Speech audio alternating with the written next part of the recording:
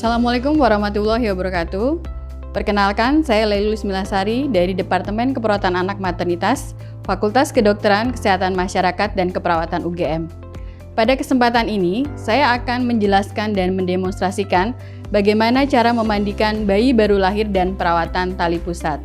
Di mana kita ketahui bahwa memandikan bayi baru lahir merupakan salah satu kegiatan kebersihan diri yang sangat penting, yang bertujuan tidak hanya membersihkan badan bayi dan tali pusat, tapi juga dengan membersihkan badan bayi itu merupakan salah satu cara mencegah terjadinya infeksi pada bayi. Tujuan yang lain memandikan bayi baru lahir yaitu pada saat memandikan kita bisa sekalian mengkaji kondisi kulit bayi dan juga kita bisa melihat bagaimana kondisi tali pusat bayi. Sehingga bila ditemukan adanya tanda-tanda infeksi, kita bisa mengidentifikasi sejak awal. Hal lain yang bisa dilakukan adalah kita bisa mengedukasikan orang tua, di mana kita ketahui bahwa tidak semua orang tua berani memandikan bayi baru lahir. Mari kita lihat video berikut ini.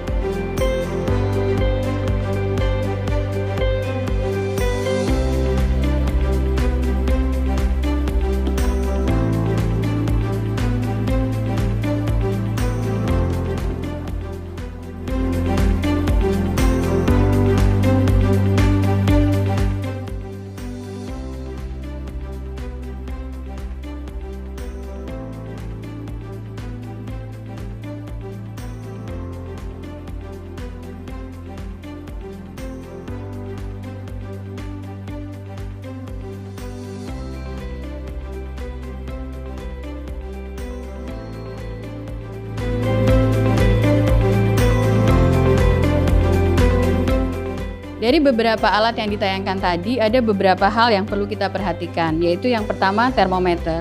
Kenapa termometer ini penting? Karena pada saat kita akan memandikan bayi, kita harus mengkaji terlebih dahulu suhu tubuh bayi. Yang lain yang harus kita perhatikan, di dalam peralatan untuk perawatan tali pusat. Di sini kita bisa melihat bahwa ada 2 pinset yang disediakan, tapi sebetulnya apabila nanti tali pusat bayi itu menggunakan klem, kita tidak perlu menggunakan pinset, jadi kita cukup memegang klem yang ada pada tali pusat bayi.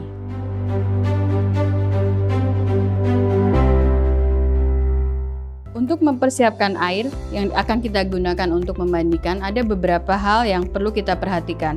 Karena air ini merupakan salah satu sumber cedera yang bisa terjadi pada bayi.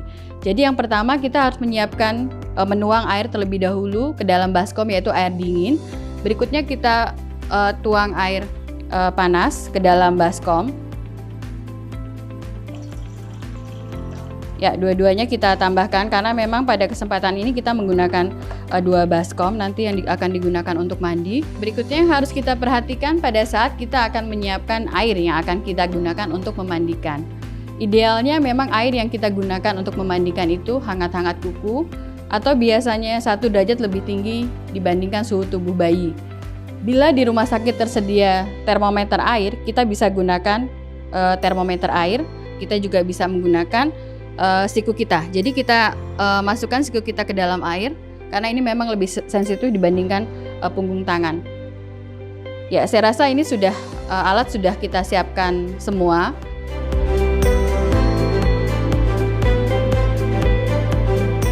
Selamat pagi Bu Cahya. Gimana Bu kondisi pagi ini? Oh ya, pagi ini saya perawat Leli. Saya kebetulan dinas pagi di ruang rawat ini akan memandikan bayi ibu dan melakukan perawatan tali pusat. Ya, karena memang hal ini penting dilakukan ya Bu ya. Jadi memandikan bayi untuk tadi membersihkan badan bayi, dan kita ketahui bahwa bayi itu pada awal sangat risiko terjadi infeksi, sehingga itu harus kita bersihkan setiap hari. Ya, selain itu mungkin nanti Ibu ini sudah pernah memandikan sebelumnya? Oh, belum ya. Nanti saya akan bantu memandikan bayi Ibu Cahya terlebih dahulu. Nanti Ibu tolong perhatikan. Setelah itu mungkin besok nanti Ibu bisa mulai melatih untuk memandikan sendiri. Jadi nanti waktunya kurang lebih sekitar 7 menit Bu. Ya, kalau di sini nanti bayi Ibu akan hanya saya mandikan dengan diseka. Ya, jadi sebetulnya nanti bisa juga nanti kalau Ibu ingin menggunakan bak mandi di rumah, yang penting harus Ibu perhatikan bahwa jangan sampai bayi itu kedinginan atau yang biasa kita sebut hipotermi. Ya, itu yang harus Ibu perhatikan, apakah bayi boleh dimandikan atau tidak.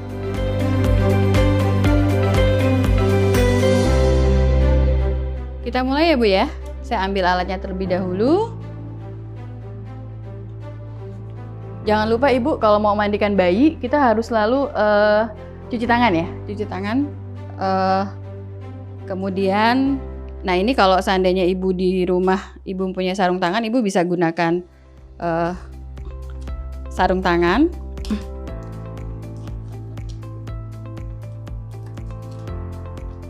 Kita gunakan apronnya. Ibu bisa sambil perhatikan saya ya Bu ya.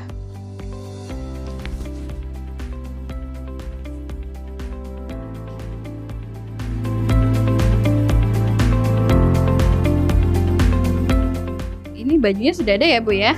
Ini bajunya kita tata dulu biar nanti gampang. Kita siapkan, gunakan alas ya Bu ya. Nanti kalau di rumah juga takutnya nanti kalau tidak menggunakan alas kasurnya bisa basah. Nah di sini kita menggunakan 2 handuk. Nanti Ibu pada saat di rumah bisa juga gunakan 1 handuk. Nah tinggal dilebarkan saja handuknya.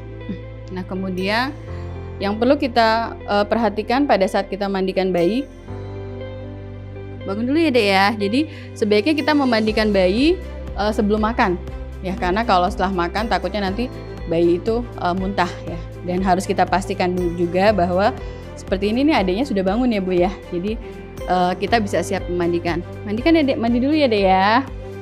Nah kemudian yang perlu diperhatikan lagi pada saat bayi ini mau kita mandikan, kita harus cek dulu Bu, apakah bayi ini suhunya turun atau biasanya kita kedinginan ya kalau kita lihat. Nah tanda kedinginan itu apa? Bisa kita lihat dari warna kulitnya biasanya membiru ya, atau di sini di membran mukosa bibirnya juga kebiruan. Nah kalau Ibu punya termometer, ini harus cek terlebih dahulu menggunakan termometer ya. Tadi tanda-tanda yang lain bisa kita lihat dari kulit dari si bayi. Diukur dulu suhunya ya Dek ya. Kita buka dulu biar mudah. Ya ini kita ukur terlebih dahulu. Ya ini adiknya suhunya bagus 36,3 ya. Jadi ini bisa kita mandikan, karena tadi saya sudah sampaikan juga ya Bu ya, bahwa dari kemarin adiknya suhunya sudah mulai stabil. Kemudian yang lain yang harus kita perhatikan, selain bayi itu nggak boleh dalam kondisi tubuh yang dingin, kita juga harus observasi apakah bayinya sesak atau tidak ya. Jadi kita ukur dulu nafasnya. Nah kebetulan nih bayinya nafasnya normal, tidak ada tanda-tanda sesak. Kalau sesak biasanya bisa kelihatan ya Bu ya. Di sini nanti retraksinya kelihatan, ada retraksi dinding dada di sini. Kemudian juga di hidungnya kebetulan ada ini normal ya. Oh iya, adiknya belum dikasih nama ya Bu ya, ini masih bayi Nyonya Cahya. Ibu udah menyiapkan nama belum? Belum ya? Oh sudah. Siapa namanya Bu? Anissa. Adik Anissa ya. Nah kalau misalnya sudah kita sudah kita kaji ternyata bayi adik Anissa ini kondisinya bagus, suhunya normal, kemudian tidak ada sesak, sehingga bayi bisa kita mandikan.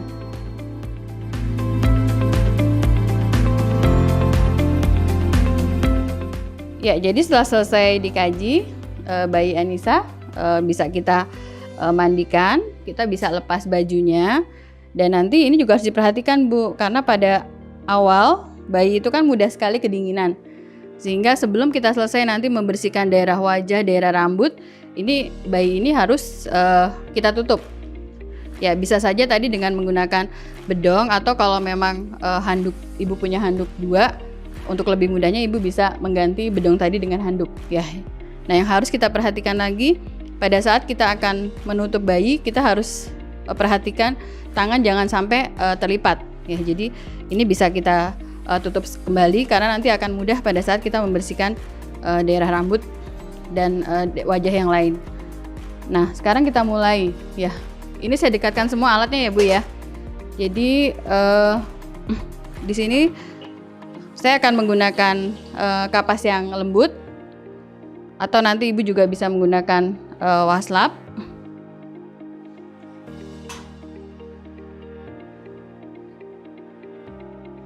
Dek Anissa, matanya dibersihkan ya. Ya, jadi ini kita bersihkan. Nah, untuk membersihkan daerah mata tidak perlu menggunakan sabun.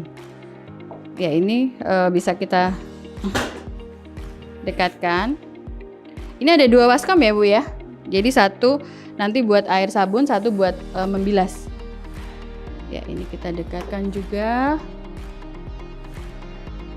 Ya, mata yang pertama kali kita bersihkan karena ini area yang paling bersih. Nah, Ibu mohon diperhatikan membersihkannya jangan terbalik.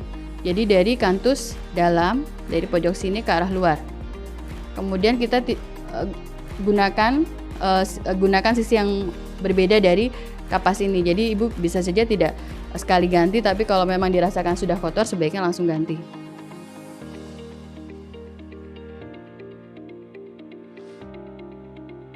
Mudah kan Bu ya?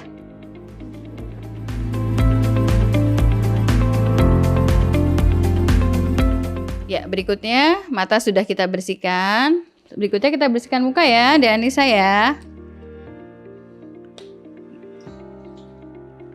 Ya, kita bersihkan mukanya. Ibu bisa membersihkan dari sini ya Bu ya. Ini Ibu bisa bersihkan dari atas mata. Kemudian Ibu juga perlu perhatikan di sekitar lipatan hidung, kemudian mulut ya Bu ya. Sambil dilihat apakah di dalam ada keputihan atau tidak. Kita sambil mengidentifikasi apakah ada infeksi jamur atau tidak ya. Jadi ini kita bersihkan. Daerah muka tidak perlu menggunakan sabun ya Bu ya. Cukup dibersihkan dengan menggunakan air. Dan seperti biasa, selesai kita membersihkan, membilas, kemudian kita harus segera keringkan wajah bayi. Dilap ya Dek ya.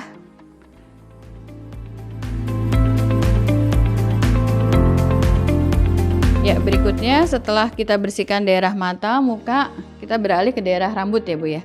Nah, ini rambut perlu kita bersihkan, perlu kita keramasi karena biasanya seperti ini nih bayi Dek Anissa kan masih kelihatan ya Bu ya, ada sisa-sisa cairan amnion ya. Jadi ini harus kita bersihkan karena biar tidak jadi tumbuhnya bakteri. Ya, ini kita bisa angkat bayinya. Kemudian ini Ibu yang harus diperhatikan, ini harus kita sanggah ya lehernya. Ini kita keramasi.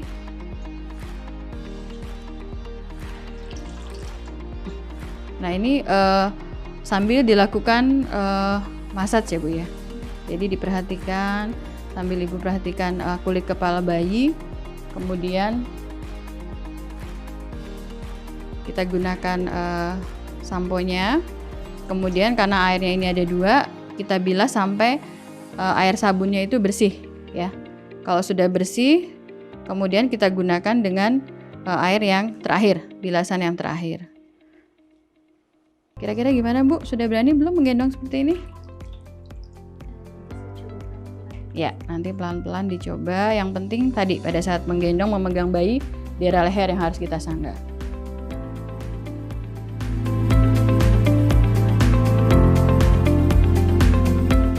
Ya, kalau sudah kita keramasi jangan lupa dikeringkan ya Bu ya. Nah, pada saat mengeringkan Ibu juga sambil sekalian lihat di belakang di belakang telinga bayi, ini juga harus kita keringkan terlebih dahulu. Nah, ini kita sudah mengeringkan daerah wajah dan daerah rambut. Kemudian kita sekarang membersihkan badan dari bayi Anissa. Dibuka bajunya ya Dek ya. Dibuka dulu nih handuknya. Nah, ini kalau misalnya dirasakan takut kedinginan, Ibu bisa kepalanya bayi bisa kita tutupi ya Bu ya. Ya. Nah, ini popok juga bisa kita longgarkan untuk memudahkan membersihkan area bagian bawah.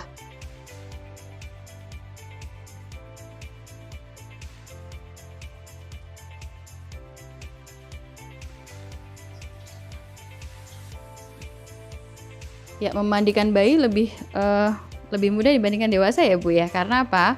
Jadi kita sebetulnya tidak perlu membersihkan tangan terlebih dahulu, tangan kanan, tangan kiri, lalu badan. Jadi kita bisa sekalian membersihkan badan. Yang perlu kita perhatikan arahnya, yaitu dari arah distal. Kita bisa bersihkan dari sela-sela jari. Kemudian nanti daerah lipatannya dibersihkan. Kemudian Ibu bisa membersihkan daerah dada ke perut. Nah, ini arahnya yang perlu diperhatikan. Karena yang paling daerah yang kotor itu kan daerah genital. Jadi jangan arahnya terbalik dari perut ke dada, tapi dari arah dada ke bawah ya. Kemudian kita gunakan sisi yang lain dari waslap ini, kita lakukan hal yang sama dari distal ke proksimal. Kemudian kita bilas lagi. Nah, memandikan juga bisa sekalian buat stimulasi ya Bu ya. Jadi kita bisa kasih tahu jarinya dibersihkan ya Dek Anissa ya. Jadi komunikasi menjadi hal yang penting pada saat kita melakukan prosedur memandikan pada bayi. Sambil dikaji juga area sekitar kulit bayi apakah ada kemerahan atau tidak. Nah di sini bisa kita lihat umbilikusnya bagus ya Bu ya. Tidak ada bengkak, tidak ada kemerahan. Jadi itu bisa kita kaji juga. Kemudian kalau sudah bersih,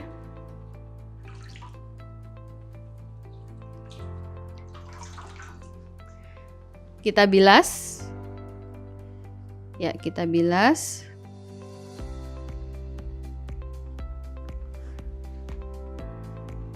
Sudah, kemudian kita keringkan.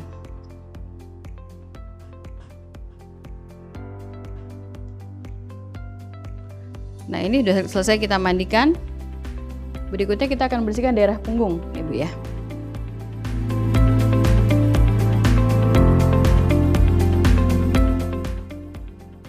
Kita membersihkan daerah punggung bayi. Punggungnya dibersihkan ya Dek ya. Jadi kita yang penting pada saat kita mau membalikan bayi yang harus kita sanggah itu daerah lehernya. Ibu bisa memegang seperti ini atau ibu juga bisa tangan ibu ke belakang sini lalu kita gosok ya. Kita gosok daerah punggungnya. Jadi banyak caranya, yang penting harus kita perhatikan. Ibu harus menahan leher bayi. Jangan sampai itu tidak kita topang. Jadi arahnya tadi sama. Jadi jangan terbalik dari bawah ke atas, tapi dari leher ke arah bawah. Nah ini bisa sambil gerakannya bisa sirkuler, melingkar, atau ibu bisa gunakan gerakan masase memanjang ya. Ini kita bersihkan sambil kita observasi juga apakah daerah di sekitar kulit ini ada kemerahan atau ada luka ya. Nanti kalau ada, ibu harus segera laporkan kepada perawat ya Bu ya. Atau nanti kalau ibu pada saat mandikan di rumah lalu ibu tidak tiba-tiba melihat ada kemerahan atau luka, itu harus segera diobati. Ya, ini kemudian kita bilas sampai bersih. Kalau sudah, jangan lupa kita keringkan. Kenapa harus segera kita keringkan kembali pada saat mandikan bayi? Karena tadi untuk menjaga jangan sampai bayi kedinginan selama dimandikan. Ya, ini sudah.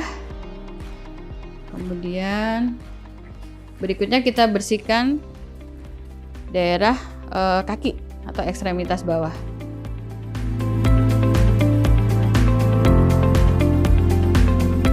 Ya, sekarang kita bersihkan daerah bawah ya Bu ya. Ya, ini kita tutupi bagian atasnya. Nah, kemudian ini kita lihat, ibu bisa saja dilepas popoknya ya. Nah, nanti ini kebetulan ada Anissa tidak BAB atau tidak pipis, tapi kalau nanti BAB atau pipis harus dibersihkan terlebih dahulu, dan jangan lupa nanti ibu harus cuci tangan dulu sebelum membersihkan area yang lain ya. Jadi ini nggak apa-apa, bisa kita lepas sekalian. Kemudian kita bersihkan kakinya ya Dek ya. Ya, ini sama arahnya, diperhatikan sela-sela jari kaki kemudian ke arah atas ya. Jadi ini sebetulnya sekalian buat stimulasi juga ya Bu ya. Kita bersihkan, kemudian kita bilas sampai bersih. Kita bisa gunakan sisi yang berbeda dari waslap kita, jadi nggak langsung sekali ganti. Jangan lupa dibilas pakai air yang bersih ya Bu ya, setelah menggunakan air sabun.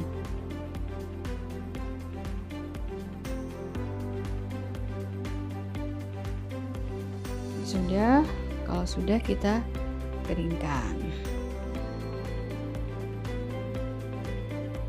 Ya, ini udah selesai. Nanti kita tinggal membersihkan daerah genital dan tali pusat. Jadi memang daerah genital ini daerah yang paling kotor sehingga dibersihkannya terakhir ya.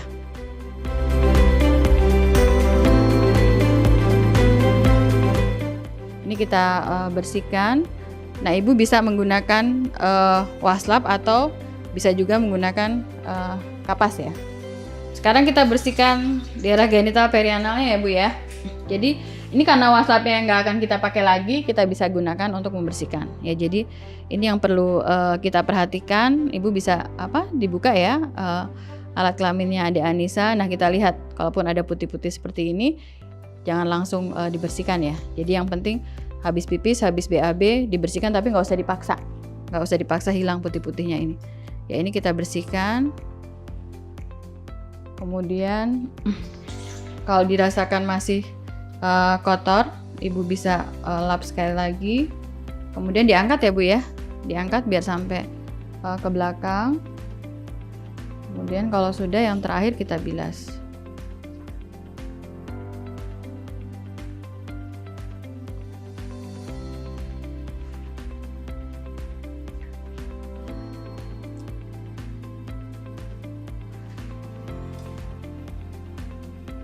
Ya, ini Adek Anissa sudah mandi. Tinggal sekarang kita mau merawat tali pusatnya.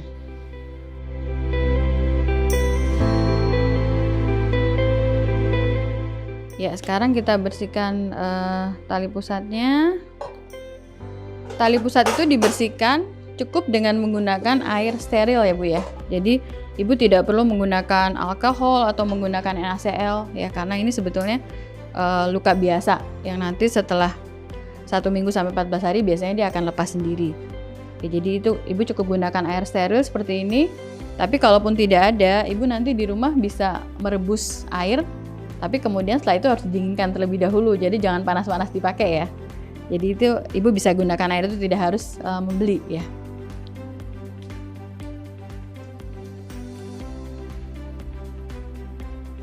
Ya, ini kita gunakan Kita gunakan air steril.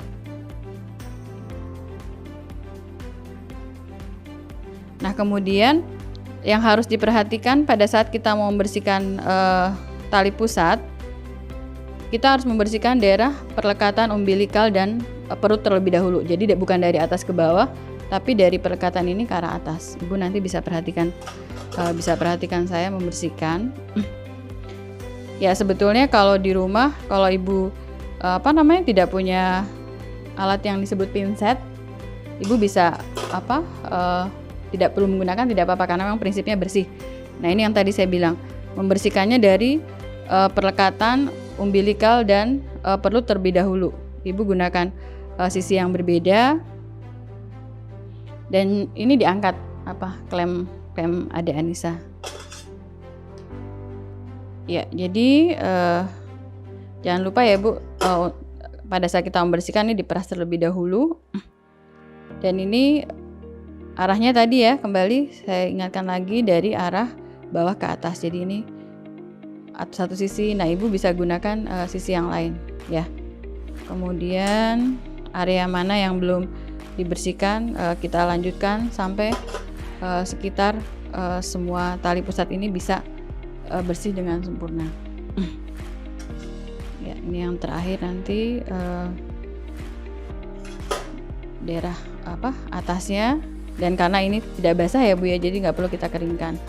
Ya, ini yang harus ibu perhatikan pada saat ibu membersihkan tali pusat. Jadi cukup seperti itu Bu ya, tidak perlu menggunakan betadine atau menggunakan antiseptik yang lain ya. Sudah selesai dimandikan. Sekarang Adek Anissa pakai baju ya.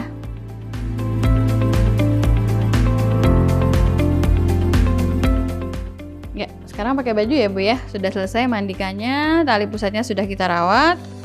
Saya lepas sarung tangan saja biar mudah. Kemudian jangan lupa nanti cuci tangan lagi ya Bu.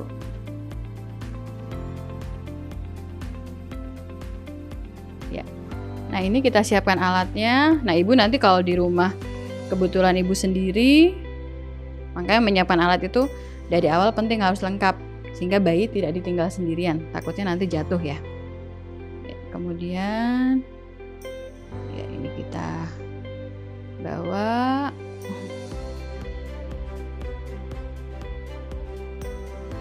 Ya, ini saya akan pakaikan popoknya terlebih dahulu.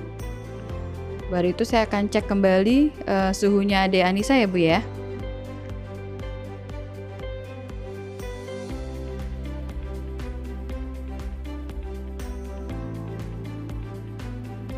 Nah, ini untuk melipat popok, ini di bawahnya tali pusat ya Bu ya. Jadi karena tali pusat itu harus kita pertahankan kondisinya terpapar udara, sehingga nanti akan lebih cepat kering dan tali pusatnya lebih cepat puput atau lepas, lebih cepat sembuhnya.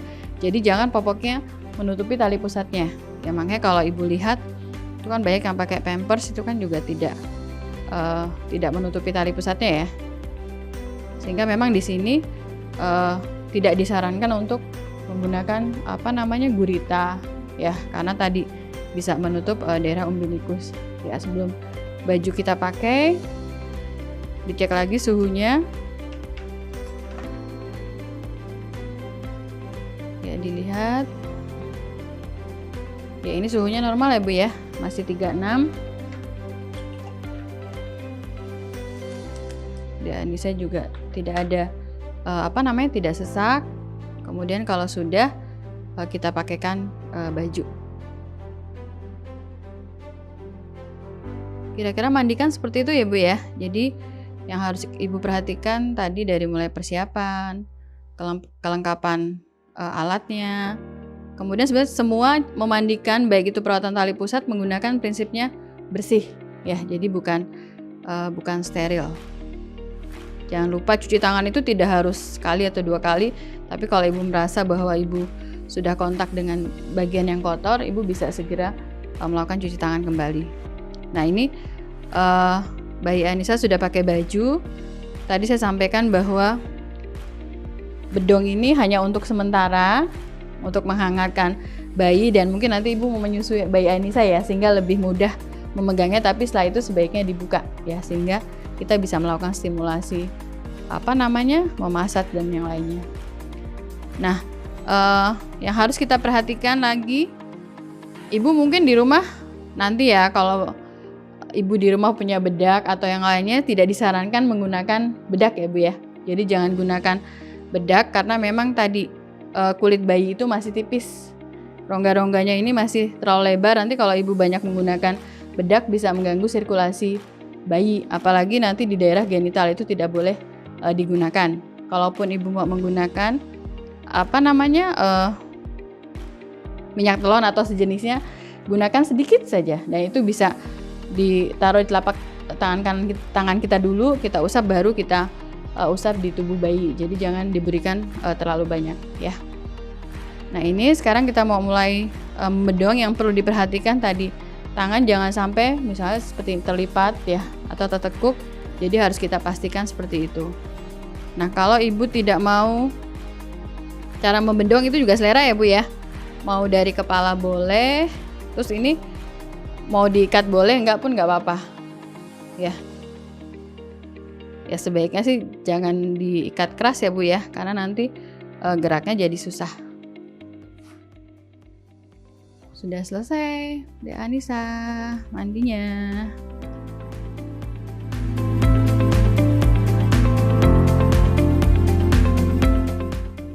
Ya, ini Adek Anissa sudah selesai mandikan ya Bu ya.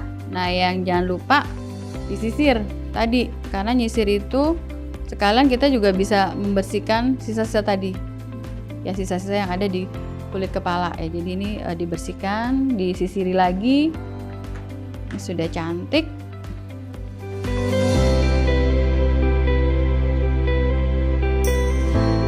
Ya Ibu, ini bayi Anissa sudah dimandikan, tali pusatnya sudah dibersihkan. Ini jamnya menetei, silakan ditetei. Tadi saya lihat pada saat memandikan kulitnya bersih ya, bagus. Dan Adek Anissa saya lihat juga siaga maksudnya dia melakukan aktivitas seperti pada bayi-bayi yang lainnya, dan tidak ditemukan adanya kulit yang luka, dan umbilikusnya juga bagus tadi ya Bu ya, tidak ada tanda-tanda peradangan.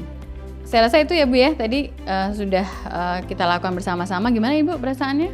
Saya jadi lebih tahu sekarang bagaimana cara memandikan bayi. Ya, alhamdulillah nanti Ibu bisa mencoba, karena kalau ibu sudah tahu tapi tidak dipraktekkan nanti juga akan sulit ya. Jadi harapannya besok nanti ibu mencoba lalu bisa saya lihat kembali. Saya rasa itu ya Bu ya. Nanti ketemu lagi jam 12. Nanti saya akan ke sini karena memang Dek Anissa harus dicek kembali suhu tubuhnya. Saya rasa itu ya. Terima kasih. Ya, sama-sama.